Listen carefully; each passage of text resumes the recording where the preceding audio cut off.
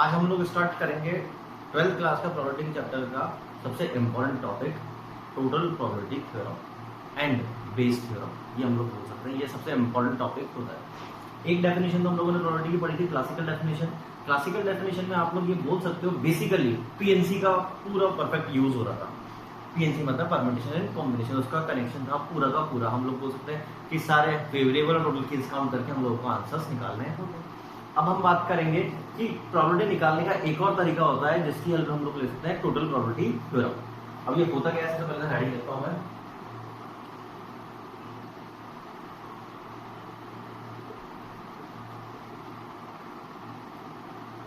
इसको शॉर्ट में बोलते हैं हम लोग TPT, TPT total probability theorem and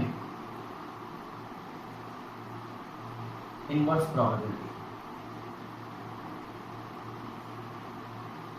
और इसको बोलते हैं हम लोग Bayes theorem.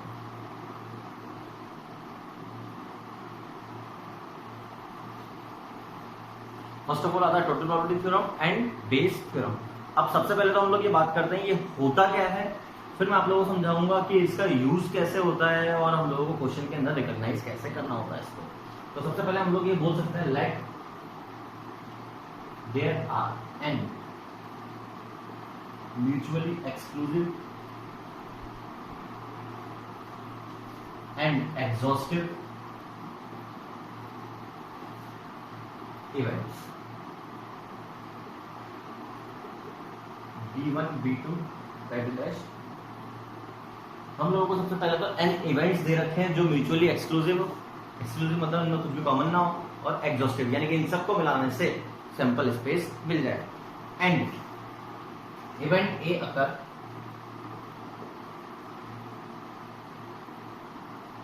with one or more than one।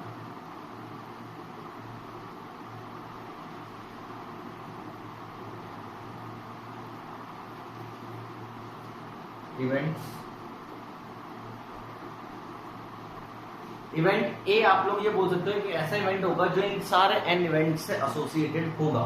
हो सकता है एक से एसोसिएटेड हो सकता है सबसे एसोसिएटेड हो, पहली चीज तो।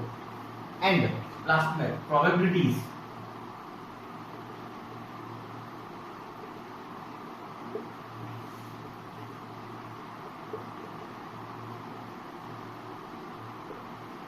Are known to us a प्रायोरी।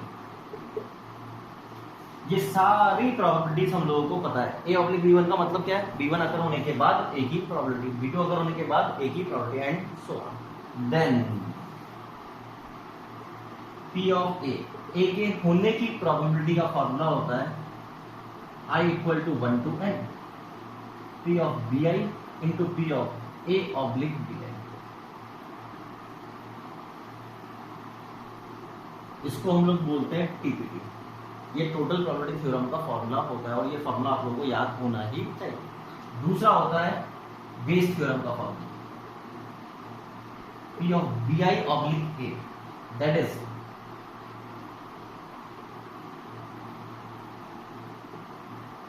upon P of A, या आप लोग ये बोल सकते हो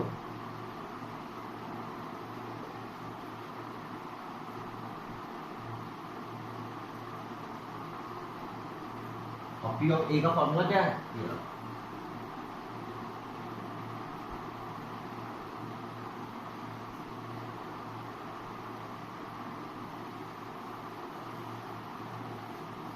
ये फॉर्मूला है बेस।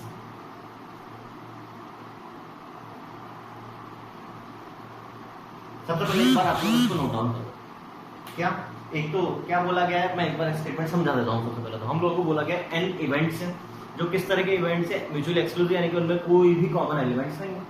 दूसरी चीज एग्जॉस्टिव यानी इन सबको कंबाइन करने पर सैंपल स्पेस मिल जाएगा। उनसे रिलेटेड हम लोग ये बोल सकते हैं कि इवेंट ए के होने की प्रोबेबिलिटी निकालने का ये डायरेक्ट फॉर्मूला है। और बेस थ्योरम क्या है, इसका मतलब वो मैं समझाऊंगा। बेस थ्योरम का फॉर्मूला ये P of BI into P of A oblique BI upon P of A, और P ऑफ A का फॉर्मूला हम लोगों ने ऊपर पढ़ा है। बस इसमें इसको लगाते हैं और ये ध्यान रखना है यहाँ पे I जो है वो सेम I यहाँ पर यूज हो रहा है, लेकिन यहाँ पर जो I यूज हो रहा है वो 1 से लेकर n तक पूरा यूज होगा, स्पेसिफिक नहीं होगा। फॉर एग्जाम्पल I के लिए 2 है तो यहाँ पर 2 ही रखा हुआ आएगा, लेकिन यहाँ पे आई की वैल्यू 1 से लेकर n तक पूरी आएगी। अब ये फॉर्मूला कैसा है, फिर इसका यूज कैसे होता है प्रोबेबिलिटी के अंदर, हम लोग वो से बात करेंगे। एक बार आप लोग उसको नोट करें। स्टार्ट करें।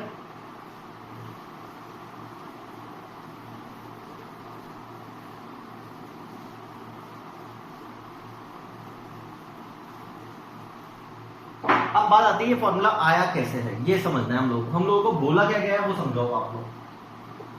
हम लोगों को ये बोला गया है n इवेंट्स है आपके पास जो म्यूचुअली एक्सक्लूसिव है और एग्जॉस्टिव है। तो सबसे पहले तो मैंने सैंपल स्पेस को रेक्टेंगल से रिप्रेजेंट कर दिया। और n इवेंट्स को हम लोग ऐसा बोल सकते हैं, बनाने में तो कैसा भी डायग्राम बना सकते हो। हम लोगों ने इसका नाम B1, इसका नाम B2, B3, B4 dash Bn, इसका नाम Bn दे दिया। क्या इनके बीच में कुछ कॉमन है क्या? नहीं। क्या इन सबको कंबाइन करने में पूरा सैंपल स्पेस मिल गया? मिल गया। ये बोल सकते हैं हम लोग सैंपल स्पेस।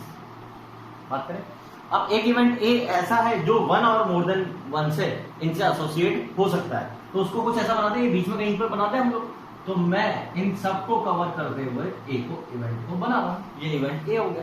ऑब्जर्व करो, मान लो B1 से एसोसिएट नहीं हो रहा होगा तो इसका तो कैसे भी डायग्राम बन सकता है, हमको तो सिर्फ समझने की बात है। पहली बात तो आती है कि ये कौन से टाइप के क्वेश्चंस हो सकते हैं। फॉर एग्जांपल मैं आप लोगों से बोलूं, आप लोगों के पास 5 डेक ऑफ कार्ड है, 5 डेक ऑफ कार्ड है। ये सब सैंपल स्पेस के अंदर 5 डेक ऑफ कार्ड है। अब आप सोचकर देखो क्या इसमें अभी कोई इवेंट कॉमन है कि 5 अलग अलग डेक ऑफ कार्ड दे रखा है। इनके तीनों के सिलेक्शन की बात करेंगे तो तीनों का सिलेक्शन अलग अलग हो गया।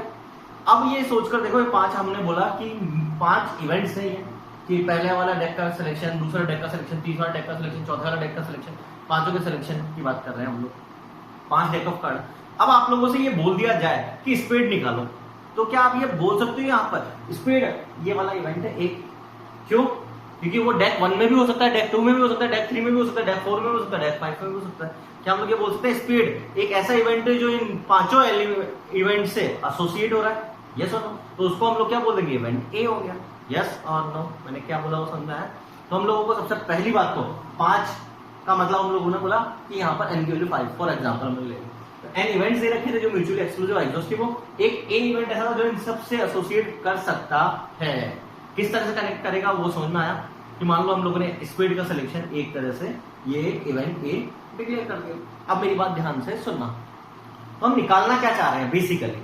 तो हम निकालना ये चाह रहे हैं कि आप लोगों को बोला जाएगा कि आपके सामने 5 डेक ऑफ कार्ड दिख रहे हैं, स्पीड के बारे में बात कर रहे हैं इवेंट के। तो हम लोगों से पूछा जाए what is the probability of selection of speed card? A card is drawn, then what is the probability of drawn card is speed. हम लोगों ने एक कार्ड निकाला और वो कार्ड के स्पीड होने की प्रोबेबिलिटी क्या है? अब आप करने में तो उसको डायरेक्ट भी कर सकते थे, टीपीटी नहीं लगाएंगे फॉर्मूला तो भी हो जाएगा, लेकिन जो आप अभी डायरेक्ट फॉर्मूला लगाएंगे वो टीपीटी का ही निकल कर आएगा। क्या मैं एक बार आपको समझाने के लिए एक बार इसको सॉल्व जरूर करूंगा। ये D3, ये D4, ये D5, 5 डेक है, स्पीड इवेंट ए हो गया। तो आप लोगों को P ऑफ A पूछा है, और मेरी बात ध्यान सुनना, आपको एक कार्ड निकाला और उसका स्पीड आने की प्रोबेबिलिटी क्या है उसकी बात करनी है। तो क्या मैं ये बोल सकता हूं क्या आपके दिमाग में ये क्वेश्चन राइज हो सकता है? क्या राइज हो सकता है कि कौन सा डेक में से हम वो स्पीड निकालें? तो हम लोगों को पहले क्या केस बनाने पड़ेंगे कि हम लोगों को सबसे पहले डेक का सिलेक्शन करना पड़ेगा। दैट मींस हो सकता है वो डेक 1 हो सकता है डेक 2 हो सकता है डेक 3 हो सकता है डेक एंड सो ऑन। तो मैं आपसे सबसे पहले ये पूछूंगा, एक डेक के सिलेक्शन की बात करेंगे तो प्रोबेबिलिटी ऑफ ए निकालना है मान लो, तो हम लोग क्या बोलेंगे? डेक 1 का सिलेक्शन करना पड़ेगा। डेक 1 के सिलेक्शन की प्रोबेबिलिटी कितनी है? 5 है, तो कितनी जाएगी प्रोबेबिलिटी? यस 1/5। डेक 1 आ चुका है। अब डेक 1 आने के बाद स्पीड की प्रोबेबिलिटी कितनी होती है? स्पीड 13 होते हैं और टोटल 52। यस और नो? प्लस या का मतलब क्या हो गया? प्लस। फिर हम बोलेंगे डेक 1 का तो काम हो गया। अब क्या हो सकता है? डेक 2 भी हो सकता है। डेक 2 के लिए आप लोग क्या बोलोगे? यस 1/5। फिर 13/52। यस और नो? फिर 1/5 13/52 एंड सो ऑन। यस और नो? देखा जाएगा ना, तो ये टीपीटी का ही फॉर्मूला है। अभी आगे मैं बात करूंगा। तो पहली चीज तो टोटल प्रोबेबिलिटी थ्योरम का मतलब क्या है वो समझना है। टोटल प्रोबेबिलिटी थ्योरम क्लियर है? बात करें आगे। अब बात करते हैं इनवर्स प्रोबेबिलिटी या बेस थ्योरम की। ये एक सीधा सा क्वेश्चन पूछा गया था, 5 डेक दे रखे हैं आप लोगों को, उसमें से स्पीड एक कार्ड निकाला और उस कार्ड के स्पीड होने की प्रोबेबिलिटी क्या है? अब मान लो कि आपको दे दिया जाए कि हमने एक कार्ड निकाला and drawn card is spade, then what is the probability that it is drawn from deck 2। Meaning समझ में आया कि हम लोगों ने जो कार्ड निकाला वो तो अकर हो चुका है, उसके बाद हम लोगों को निकालना है कि वो डेक 2 में से आया हो। डेक 2 में से आया हो तो यानी कि आप लोग रिवर्स जा रहे हो, पीछे जा रहे हो क्या? क्यों? क्योंकि इवेंट तो अकर हो चुका था, ये कार्ड निकाला और उसका स्पेड हो गया, लेकिन हम तो पीछे जा रहे हैं। हमको तो ये पता करना है कि वो किस डेक में से निकला होगा। इसको बोलते हैं हम लोग इनवर्स प्रोबेबिलिटी, यानी कि हम लोगों को एक्चुअल में ये निकालना है क्या कि ये तो अकर हो चुका है सर, उसके बाद हम लोगों को ये बताना है डेक 2 में से निकला हो। इसी को तो हम लोगों ने बेस थ्योरम बोला। तो पहली चीज तो बेस थ्योरम या टोटल प्रोबेबिलिटी थ्योरम है क्या, ये समझ में आया। अब बात करते हैं इसके प्रूफ की, फिर हम लोग बात करेंगे सबसे इंपॉर्टेंट काम कि इनका क्वेश्चन में यूज कैसे होगा। बात करें चलो, तो हम लोगों को बात करनी है ए की प्रोबेबिलिटी निकालने की। तो ए कैसे बन सकता है पहले ये बताओ मेरे को। देखो ए ऐसा बोल सकता हूं मैं कि जो मैं ये पोर्शन शेयर कर रहा हूं इन सबका यूनियन होगा। ये वाला पोर्शन कितना होगा, क्या मैं इसको बोल सकता हूं ए और B1 का इंटरसेक्शन? यस और नो? ये वाला पोर्शन कितना होगा, ए इंटरसेक्शन B2। ये वाला पोर्शन क्या होगा, ए इंटरसेक्शन B3। ये वाला पोर्शन क्या होगा, ए इंटरसेक्शन BN। यस और नो?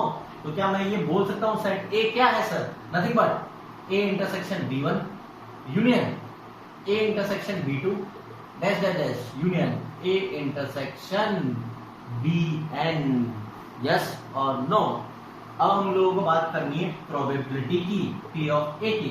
तो आप P ऑफ A यूनियन का फॉर्मूला लगाते हैं। यूनियन का फॉर्मूला लगाते हैं कैसे, इंडिविजुअल का सबका एडिशन, फिर माइनस दो का इंटरसेक्शन लेके करते हैं, फिर प्लस तीन का इंटरसेक्शन, फिर इस तरह से करते हैं। क्या मैं ये बोल सकता हूँ इंटरसेक्शन का तो रोल हो ही नहीं सकता, सब जीरो है, एग्जॉस्टिव है ये सब, और सब म्यूचुअली एक्सक्लूसिव है। तो आप डायरेक्टली ये बोल सकते हैं that is plus A intersection B2 and then P A intersection BN।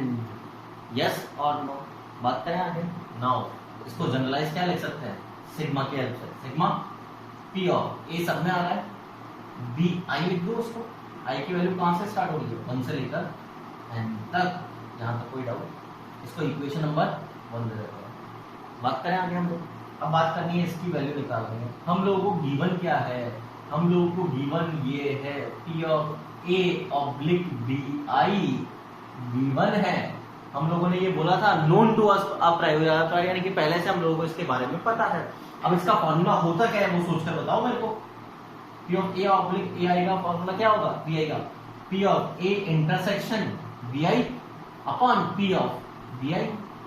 तो क्या हम लोग इसकी वैल्यू निकाल सकते हैं और इसमें पुट कर सकते हैं, put in first equation. Put करेंगे तो फॉर्मूला क्या बनेगा, 1 to n क्रॉस मल्टीप्लाई करा,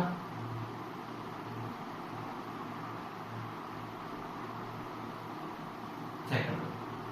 तो ये TPT का फॉर्मूला पहला। कॉपी कर लो, इसको कॉपी करके रखना, क्योंकि ये थ्योरी आप लोग लाइनअप में तो अभी रख कर दूंगा, तो आप लोगों को इसके सामने आपके सामने होनी चाहिए, तो इसको नोट डाउन कर लेना। नाउ अब मैं इसको रख करता हूं।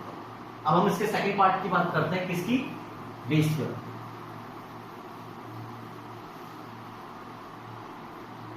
तो बेस थ्योरम का मतलब क्या निकालना चाह रहे हैं कि इवेंट ये अगर हो चुका है, अगर होने के बाद कोई स्पेसिफिक इवेंट के होने की प्रोबेबिलिटी इन BIs में से, तो हम लोगों को निकालना है सेकंड पार्ट में क्या, P ऑफ BI। हम लोगों को ये नहीं पता कौन सा लेके, हम लोगों ने से BI की हम लोगों को प्रोबेबिलिटी निकालनी है, कब, इवेंट A के अकर होने के बाद। कोई डाउट बढ़े आगे आप लोग। नेक्स्ट पार्ट, इसका फॉर्मूला क्या बनता है सर, BI ऑब्लिक A। बढ़े आगे आप लोग। क्या इसका मीनिंग ये होता है क्या, कोई डाउट? इसकी वैल्यू अभी अभी थोड़ी देर पहले हम लोगों ने निकाल ली, यस और नो? क्या निकाल लिया हम लोगों ने इसकी value, from 1 P of BI into P of A oblique BI, और P ऑफ A क्या है, टोटल प्रोबेबिलिटी थ्योरम। पहले मैं इसको डायरेक्टली लिख देता हूं।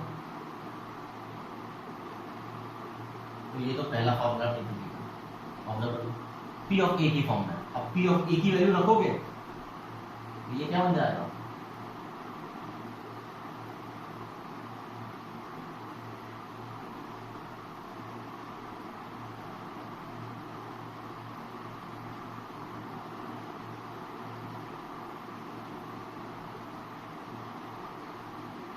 B check.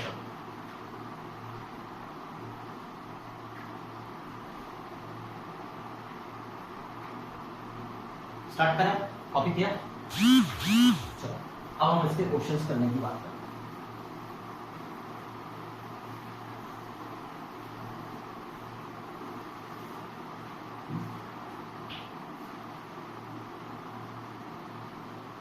Box 1 contain 5 red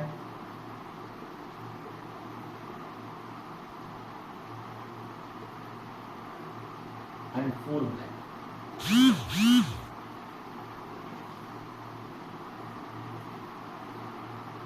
Box 2 contain 4 red and 2 black ones. Up here a die is thrown.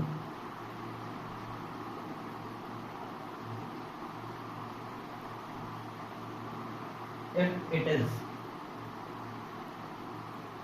turns up, head turns up multiple of 3, then a ball drawn from box 1, else a ball drawn from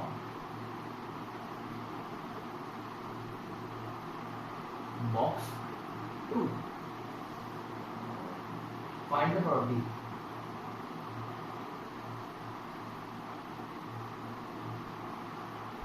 that drawn ball is black. एक बार question पढ़ लो।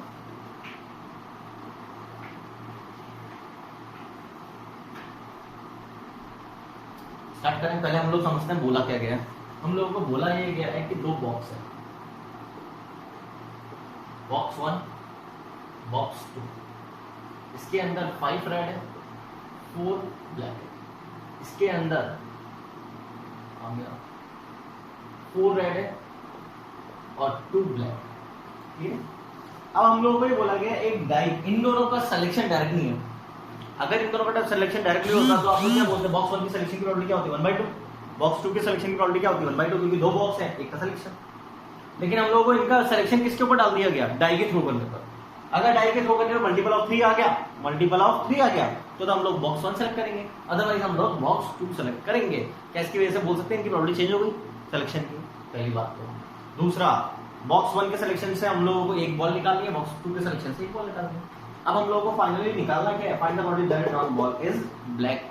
अगर हम लोगों को इस question को directly करना है, मेथड 1 डायरेक्टली करना है, तो हम लोग क्या बोलेंगे, प्रोबेबिलिटी ऑफ ब्लैक बॉल की डायरेक्टली कर सकते हैं आसानी से। क्या बोलेंगे कि हम बॉक्स 1 सेलेक्ट करें या बॉक्स 2 सेलेक्ट करें। बॉक्स 1 सिलेक्शन की प्रोबेबिलिटी किसके ऊपर डिपेंड करेगी, turn up of multiple of 3। Multiple of 3 कितने होते हैं, 2 टोटल। ये बॉक्स 1 का सिलेक्शन, बॉक्स 1 का सिलेक्शन के बाद आप ब्लैक बॉल के निकालने की प्रोबेबिलिटी कितना है, 4 ब्लैक है, टोटल 9 है, तो 4/9। नोटिस करो। बॉक्स 2 के सिलेक्शन की बात करते हैं, बॉक्स 2 के सिलेक्शन का बॉक्स 2 का सिलेक्शन कितने पे हो जाएगा, 2 को छोड़ दिया तो 4/6, और ब्लैक बॉल के निकालने की प्रोबेबिलिटी 2/6। तो ये इसका आंसर है, नोटिस करो आ गया ये आंसर। अब लेकिन अगर हम लोगों को बात करनी है, ये हम लोगों ने क्या करा, डायरेक्टली कर दिया, हमको ना तो टीपीडी पढ़ा ना कुछ, हमने डायरेक्टली कर दिया सर। लेकिन इसको टीपीडी से करना हम लोग ये बोल सकते हैं आसान होगा, ये बोल सकते हैं। है तो यही टीपीडी, ये भी टीपीडी है, लेकिन टीपीडी में हम लोग बस ये बोलेंगे कि हर चीज को हम लोग लैंग्वेज के हिसाब से नाम देते हैं इवेंट्स को। फायदा क्या है, छोटे क्वेश्चंस में तो कोई दिक्कत नहीं, हम डायरेक्टली कर पाते हैं। लेकिन जो टफ क्वेश्चन होते हैं, कॉम्प्लिकेटेड क्वेश्चन होते हैं, लैंग्वेज घूमी हुई होती है, तो उनको टीपीडी से करने में ये होता है कि वो क्वेश्चंस को आसान कर देता है, और फिर हम लोगों को उसको फॉर्मुलेट करके फॉर्मूला यूज करना होता है, क्योंकि वो टर्म्स में आ जाएगा, मैथमेटिकल टर्म्स में आ जाएगा, B1 B2 and C terms में। तो आप लोगों को टीपीटी और बेस थ्योरम लगाने के लिए क्या याद रखना है वो समझ लो। एक बात करें टीपीटी की बात करो या बेस थ्योरम के लिए, आप लोगों को 3 इंपॉर्टेंट टास्क करने होते हैं इसके क्वेश्चन कंप्लीट करने। सबसे पहला काम आप लोगों को इसके अंदर रिकॉग्नाइज करना होता है कि वो n इवेंट्स कौन से हैं, B1 B2 B3 and so on, वो n इवेंट्स कौन से हैं। पहली चीज तो ये रिकॉग्नाइज करनी होती है। दूसरा, वो इवेंट कंसिडर करना होता है, वो इवेंट रिकॉग्नाइज करना होता है ए इवेंट कि जो इन सबसे एसोसिएट हो रहा हो, उसको नाम दोगे इवेंट ए। दूसरी चीज, और फिर तीसरी चीज, क्वेश्चन में पूछा क्या गया है, टोटल प्रोबेबिलिटी थ्योरम पूछा गया है या इनवर्स प्रोबेबिलिटी यानी कि बेस थ्योरम पूछा गया है। क्लियर? जैसे इस क्वेश्चन की बात करोगे तो इस क्वेश्चन में बोला गया है 2 तरह के बॉक्स हैं, तो हम लोग यही बोल देंगे बॉक्स 1 बॉक्स 2, ये 2 इवेंट्स हो गए। फिर इनसे एसोसिएट करता हुआ एक ऐसा इवेंट कौन सा दे रखा है, यही जो बोला गया है कि व्हाइट बॉल या ब्लैक बॉल के निकालने की प्रोबेबिलिटी पता नहीं, यानी कि इवेंट ए क्या हो गया, दोनों से ब्लैक एसोसिएट हो रहा है, तो हम लोग बोलेंगे इवेंट ए क्या हो गया, ब्लैक। तो हम लोग सबसे पहला काम क्या करेंगे, B1 क्या बोल देंगे, सिलेक्शन ऑफ बॉक्स 1, B2 क्या बोल देंगे, सिलेक्शन ऑफ बॉक्स 2। नोटिस करो बात क्या है। अब बॉक्स 1 बॉक्स 2 का सिलेक्शन हो गया, इवेंट ए क्या बोल देंगे, drawn ball is black. Notice करो अब क्वेश्चन पूछा क्या गया ये समझना है, टीपीटी पूछा गया है या बेस पूछा गया है, क्या हम लोगों को बोला गया ड्रॉन बॉल इज व्हाइट, इसी की प्रोबेबिलिटी बतानी है, यानी कि हम लोगों को क्वेश्चन में P ऑफ A पूछा गया है। यस और नो। अब इसके फॉर्मूला क्या होता है, पहले आपको फॉर्मूला लिखना चाहिए। इसका फॉर्मूला हम लोगों ने पढ़ा था I इक्वल टू 1 से n, n की वैल्यू कितनी दे रखी है यहाँ पर 2, P of BI oblique A oblique PI। ऐसा नो, चलो 1 रखोगे तो P of B1 A oblique BI, B2 A oblique B2। यानी कि इसके फॉर्मूले में हम लोगों को 4 चीजों की जरूरत है। किन 4 चीजों की, वो ध्यान से रखना। सबसे पहले P ऑफ B1 और P of B2। P of B1 का मतलब क्या है, सिलेक्शन ऑफ बॉक्स 1, बॉक्स 1 के सिलेक्शन की प्रोबेबिलिटी क्या है, क्या है बॉक्स 1 के सिलेक्शन की प्रोबेबिलिटी। यस, वो डिपेंड किसके ऊपर कर रहा है, डाई के ऊपर, तो कितना हो जाएगा 2/6 और इसकी 4/6। A ऑब्लिक B1 करें, मतलब बात क्या कर होता है, A ऑब्लिक B1 का मतलब क्या होता है, B1 अकर होने के बाद, B1 अकर होने के बाद A की प्रोबेबिलिटी, B1 अकर होने के बाद A की प्रोबेबिलिटी, B1 अकर होने के बाद A की प्रोबेबिलिटी कितनी हो जाएगी बताओ। यस, B1 अकर हो चुका है, उसके बाद A की प्रोबेबिलिटी यानी कि ब्लैक बॉल ड्रॉन की प्रोबेबिलिटी कितनी जाएगी 4/9। A oblique B2 box 2 select हो चुका है, उसके बाद ब्लैक बॉल निकालने की प्रोबेबिलिटी 2/, अब पुट करते हैं फ्रॉम 1 2/9 into 4/9, 4/6 into 2/6। चलो ठीक, okay.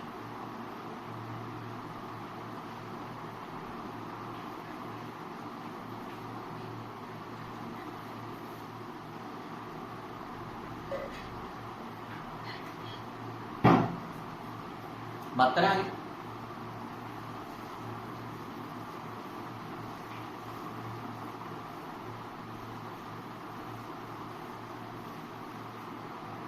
Next question, box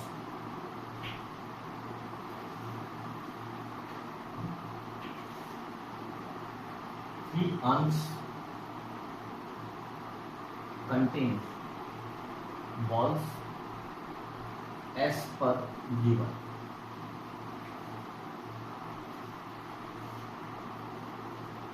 U1 U2 U3, red black white.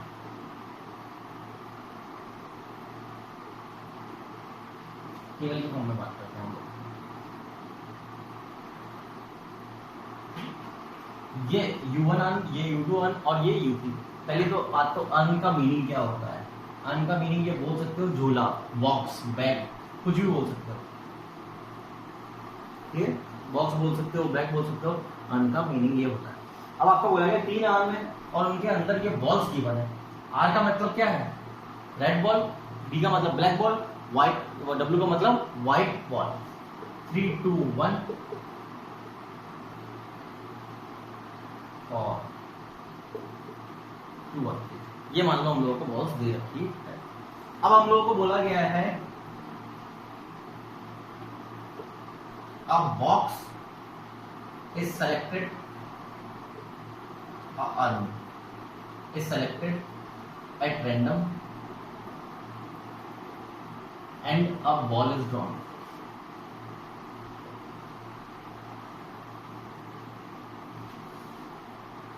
And found to be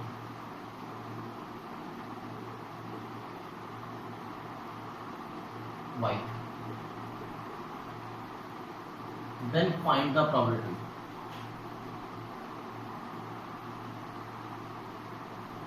That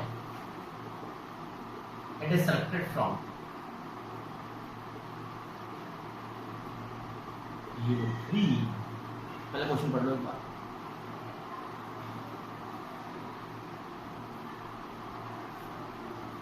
सबसे पहली बात तो ये आप लोगों को टर्मिनोलॉजी याद रखनी अर्न, क्योंकि क्वेश्चंस में जनरली यूज किया जाता है। बॉक्स की जगह अर्न यूज कर लिया जाता है।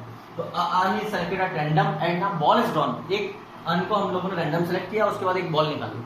अब जो बॉल हम लोगों ने निकाली वो बॉल कौन सी बॉल है? व्हाइट बॉल है। अब ये तो पता लग गया हम लोगों को व्हाइट बॉल है, लेकिन उसके बाद हम लोगों को बताना क्या है कि किस अर्न में से निकाल गया, यानी कि ये रिकॉग्नाइज हो गया किसका क्वेश्चन होगा। यस, इनवर्स प्रोबेबिलिटी का। तो हम लोग सबसे पहला काम क्या करेंगे इसमें? B1। B1 क्या बोल देंगे? U1 selected, B2 U2 selected, B3 U3 selected। yes or no? Event A क्या हो जाएगा? Drawn ball is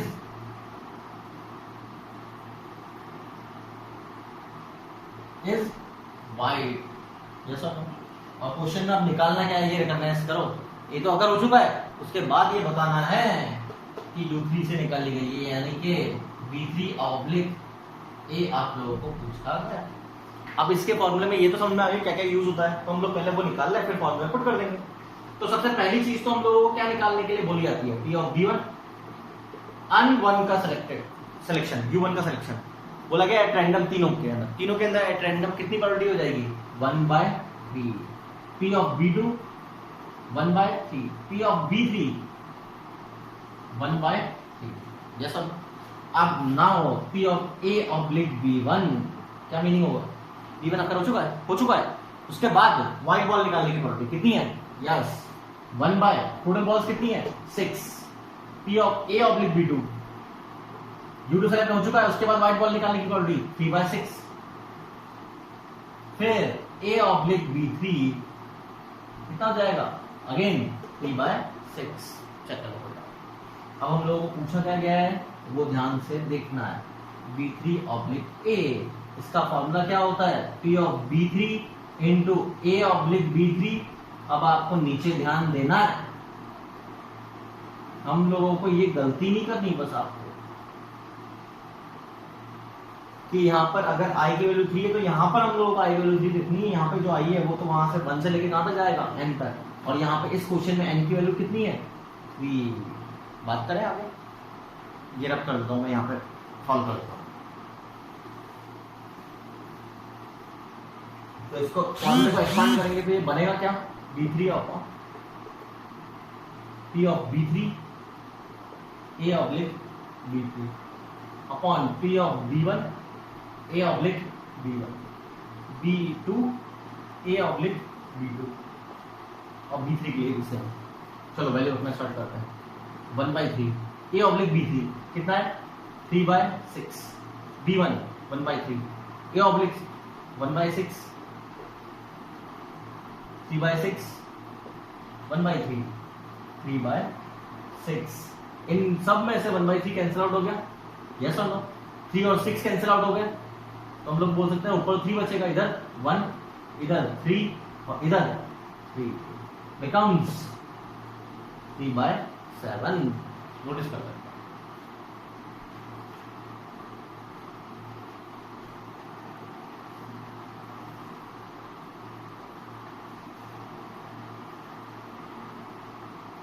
next question.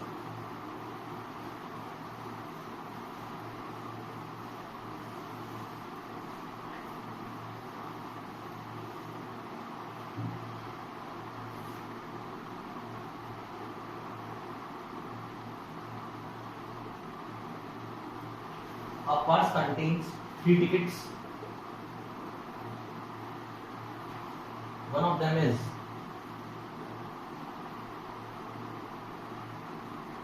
red on both sides,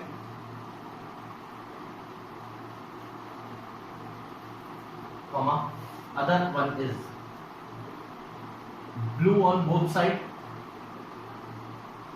पहला वाला क्या है, रेड दोनों साइड पर, दूसरा वाला blue on both side, and third is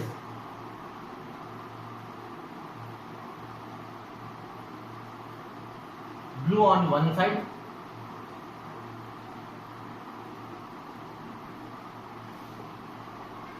and red on other side.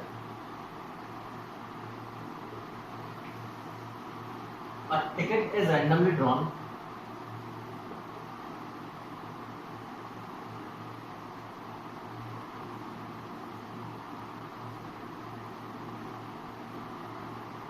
from the purse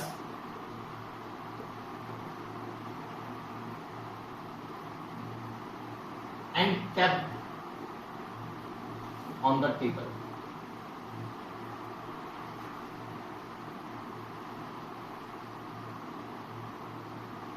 If it shows up red,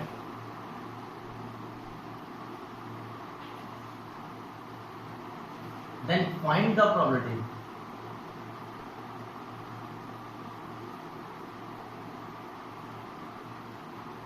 that other side is also red. एक बार आपको क्वेश्चन पढ़ो.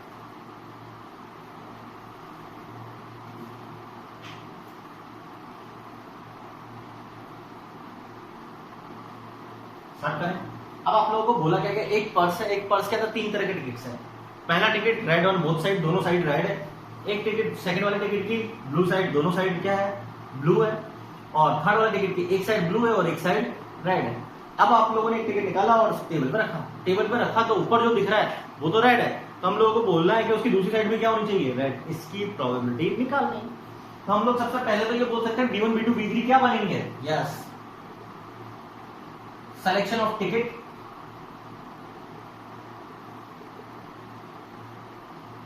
with red on both side.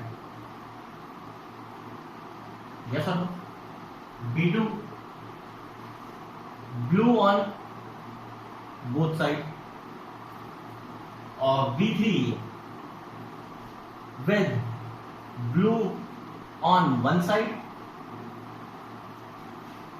and red on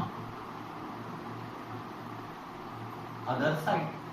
event A क्या बोल सकते हो, क्या event A बोल सकते हैं, एक टिकट निकाला और वो शो क्या कर रहा है, वन फेस रेड, एक ही फेस, ऊपर वाले फेस क्या शो कर रहा है, रेड. हम लोग ये बोल सकते हैं ड्रॉन टिकट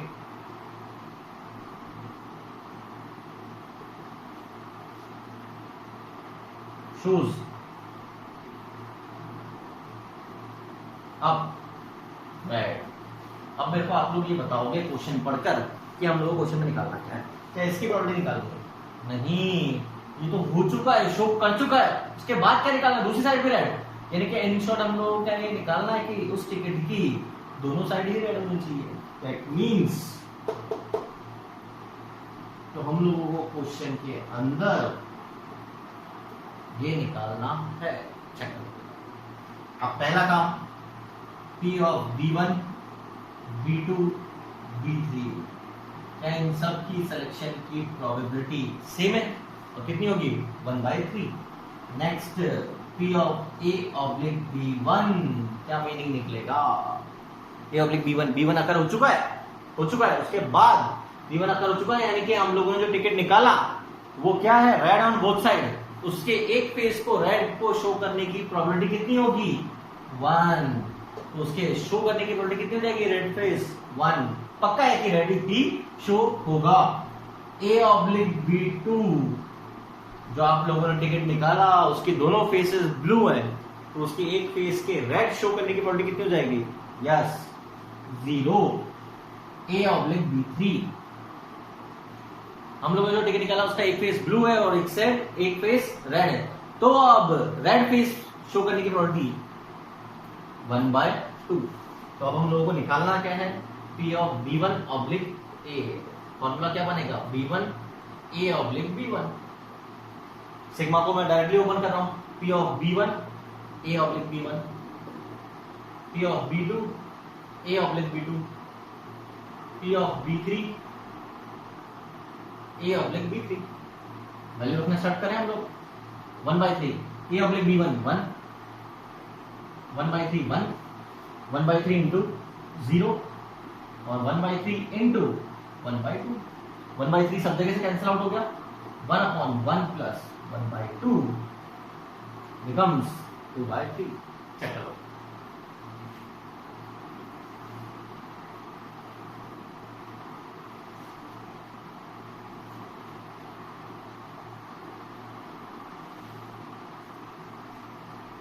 स्टार्ट करें।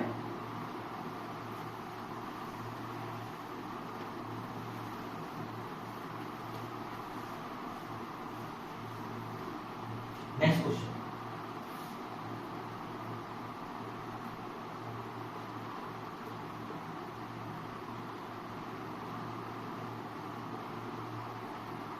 a child while answering a question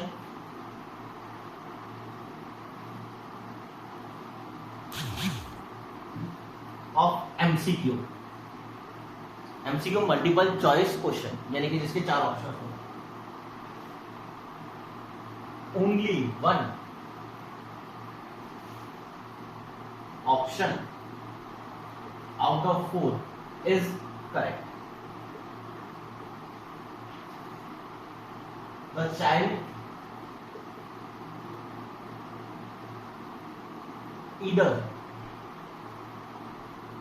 knows or copies or guess the answer.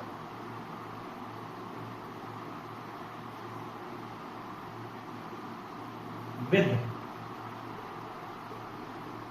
probability of no 1/2, probability of guess 1/3, probability of copy 1/6. Find the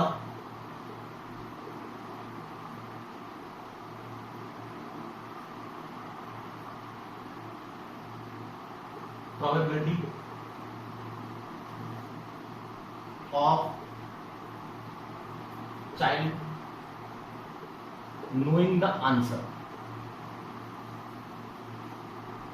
If the answer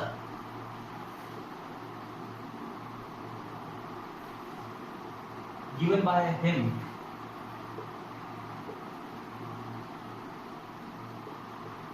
found to be correct,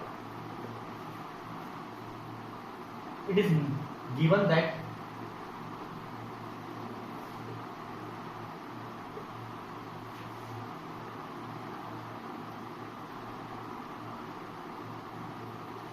if he copy the answer,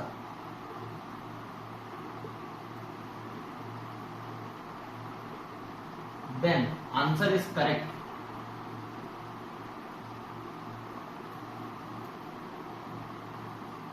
with probability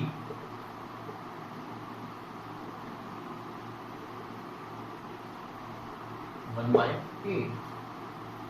Yes. अब एक बार आप लोग question note down कर लें।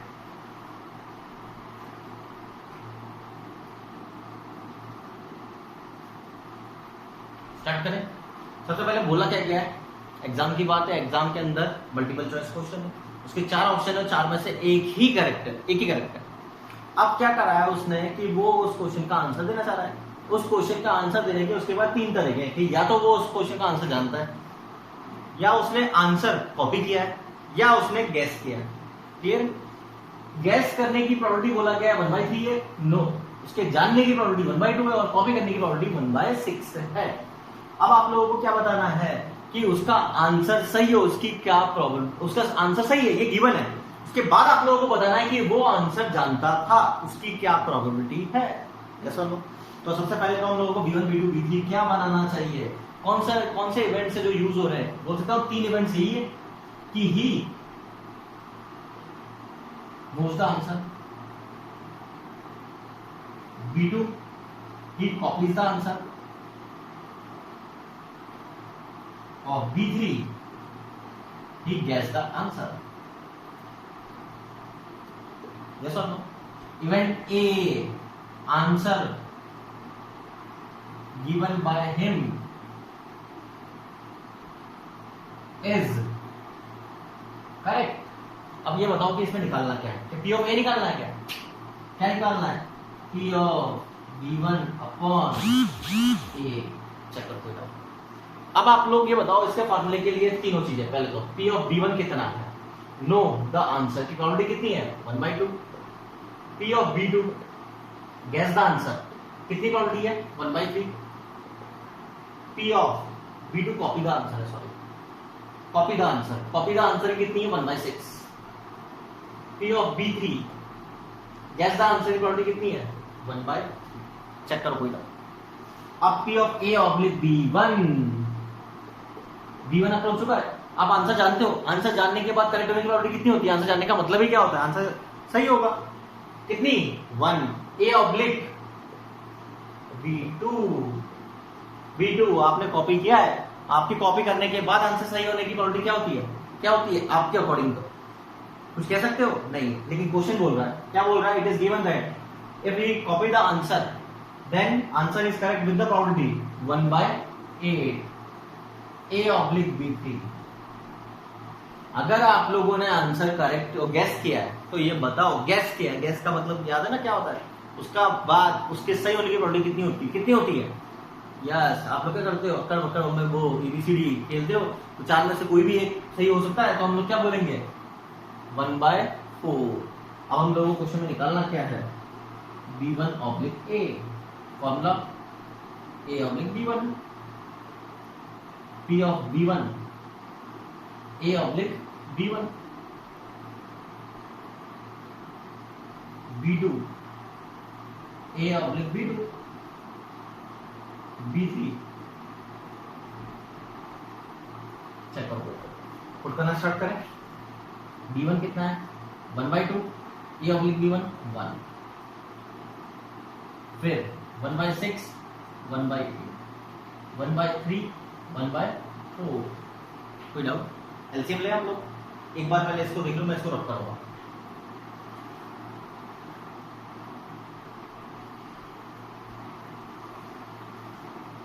चलो नीचे वाले का एलसीएम लेता हूं, ऊपर तो 1/2, नीचे 24 एलसीएम हो गया, 2 की वजह से यहाँ पर 12 आएगा, जैसा नो नहीं 48 एलसीएम आएगा, 6 8 जा 48, तो यहाँ पर कितना आएगा 24, यहाँ पर 1 और यहाँ पर 12 की वजह से 4, ये कैंसिल आउट हो गया, ऊपर जाएगा 24, ये कितना हो गया 25, 20, तो आंसर आ गया। तो क्या मैं ये बोल सकता हूँ नियर बाय 1 है, यानी कि नो द आंसर, तो आप लोग जब भी करो तो आप लोग आंसर जानते हो तो ही उसको अटेम्प्ट करो, क्लियर है, कॉपी करो, स्टार्ट करें आगे, next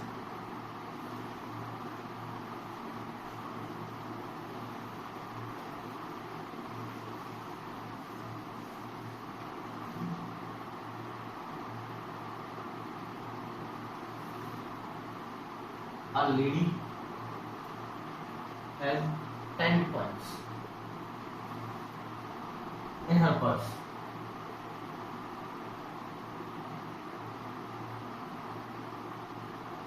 of which 8 coins are normal,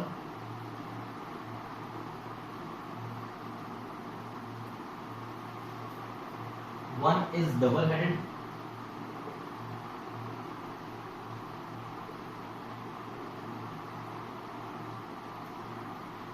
and 1 is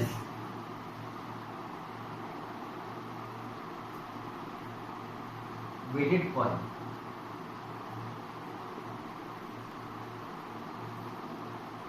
With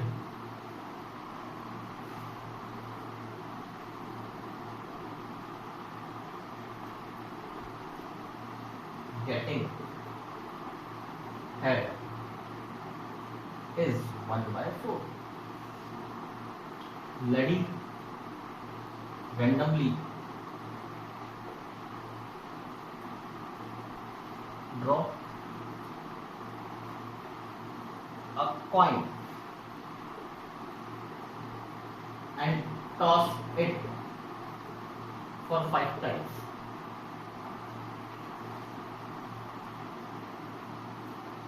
The coin found to be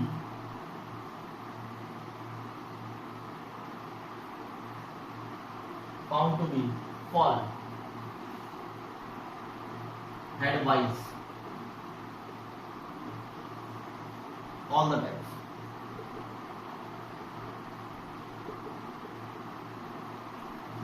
Find out what is that.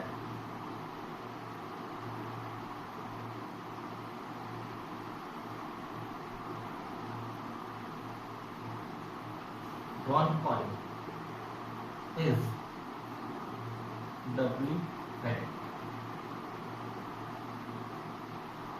पहले एक बार क्वेश्चन पढ़ो फिर मैं एक्सप्लेन करता हूँ.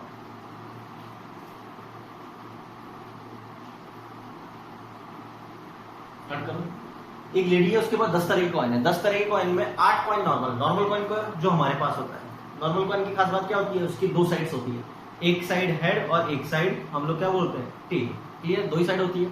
हेड और टेल आने की प्रोबेबिलिटी क्या होती है, सेम. दोनों की प्रोबेबिलिटी क्या होती है, सेम, 1/2 और 1/2. उसके बाद उसमें 2 तरह के कॉइन और हैं, जिसको आप लोग एक तरह से ये बोल सकते हो डिफेक्टिव कॉइन. जो नॉर्मल कॉइन होता है उसका एक और नाम होता है फेयर कॉइन यानी कि सही कॉइन.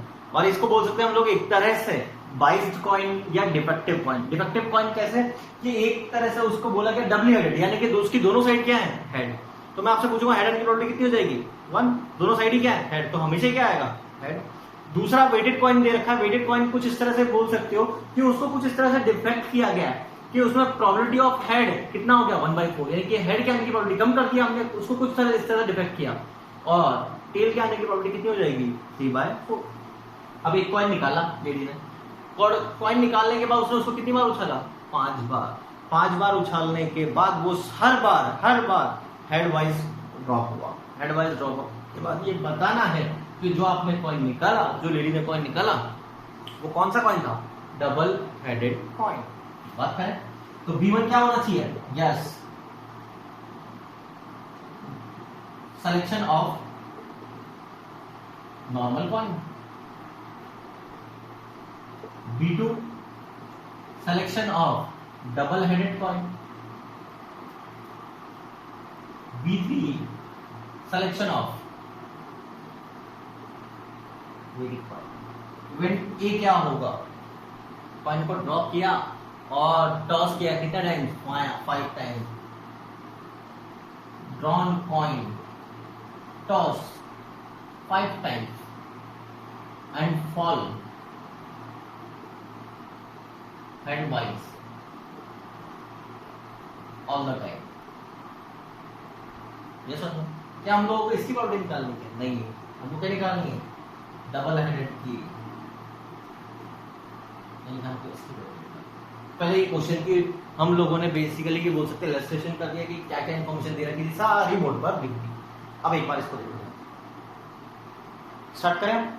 चलो, सबसे पहले तो आप लोग मेरे को ये बताओगे नॉर्मल कॉइन के निकालने की प्रोबेबिलिटी, सिलेक्शन की प्रोबेबिलिटी कितनी हो जाएगी. 8 नॉर्मल कॉइन है, टोटल 10, 8/10.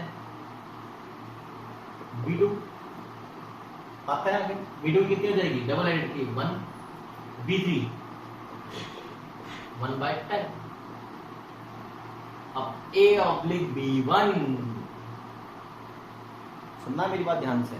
हम लोगों ने जो नॉर्मल कॉइन निकाला उसको 5 बार उछाला, 5 बार क्या आना चाहिए, हेड. एक बार हेड आने की प्रोबेबिलिटी कितनी हो गई, 1/2. तो इसको बाइनोमियल से भी बोल सकते हैं, 5 सक्सेस, 5C5 बोल सकते हो, डायरेक्टली बोल सकते हो, हर बार क्या आना चाहिए, हेड. तो उसकी प्रोबेबिलिटी क्या हो गई, 1/2⁵5. A/B2 डबल हेडेड कॉइन निकला है और उससे हेड आने की हर बार प्रोबेबिलिटी कितनी होगी, 1. तो इसका कितना आएगा, 1. P/A/B3. हमने जो कॉइन निकाला वो वेटेड कॉइन है, उसके हेड आने की प्रोबेबिलिटी कितनी है, 1/4, एक बार. तो 5 बार कितनी हो जाएगी, 1/4⁵1. 5। अब फार्मूले में हमको चाहिए क्या, P of B2 upon A। बड़ा आ गया, B2 वाला पहले लिखेंगे तो 1/10 इंटू 1 8/10 इंटू प्लस 2 की पावर 5 को हम लोग क्या लिख सकते हैं, चलो बड़ा क्यों। नेक्स्ट फिर 1/10 इंटू 1, फिर 1/10 इंटू 4 इज टू पावर 5, कितना हो जाएगा 32 का स्क्वायर एक तरह से, तो 2 इज टू पावर 10, 8 9 10 104 512 24 1024। 1/10 सब जगह से कैंसिल आउट हो गया, ऊपर तो बचा 1, इधर 8/32, इधर 1 और इधर कितना बचा 1024। एक बार तो हम एलसीएम ले सकते हैं, एलसीएम लेंगे तो 1024 तो ऊपर चला जाएगा। यस और नो, ये कितने टाइम्स 32 का स्क्वायर ही है बेसिकली, 32 इंटू 8 कर देंगे हम लोग, तो 32 इंटू 8 कितना हो जाएगा 328 में से 64 माइनस कर दो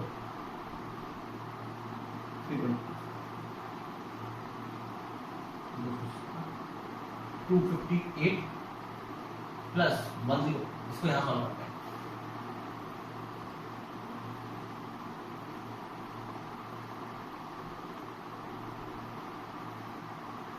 256 प्लस 1024 प्लस 1, चेक करो, कॉपी कर।